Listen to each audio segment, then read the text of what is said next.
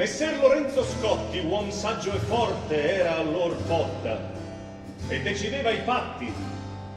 Fanti e cavalli intanto ad una sorte alla piazza correan da tutti i lati. Egli, poiché guernite ebbe le porte, una squadra formò de meglio armati e ne diede il comando e lo stendardo al figlio di Rangon, detto Gherardo.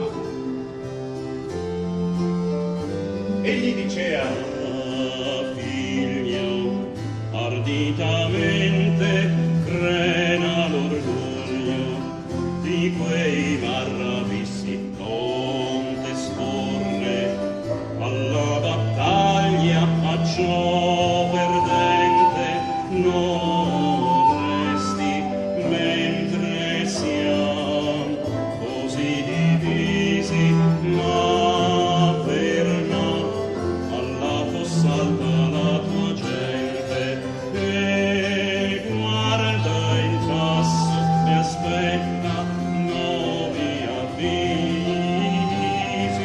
Io sarò, se il mio pensier non falle, innanzi sesta, armato anch'io alle spalle. Io sarò, se il mio pensier non falle, innanzi sesta, armato anch'io alle spalle.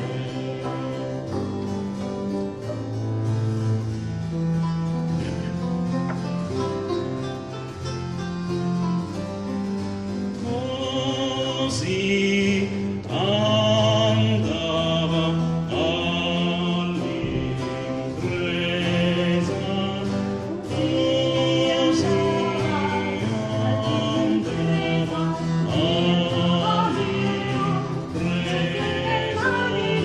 e spettacolo un dileggiadro pieno si vedeva apparì dall'altro lato 100 donzelle di l'amico guerriero col fianco il petto di corazza armato e l'asta in mano e le celate in testa con barbero in su cinta e pura testa, bella cacciatrice d'argento, all'armi avvezzare, la figlia era la sorella. Vai tu,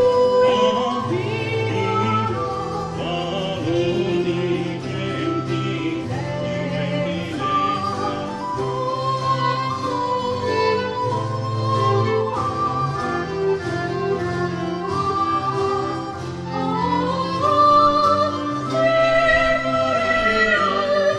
Combinati e segnati tra i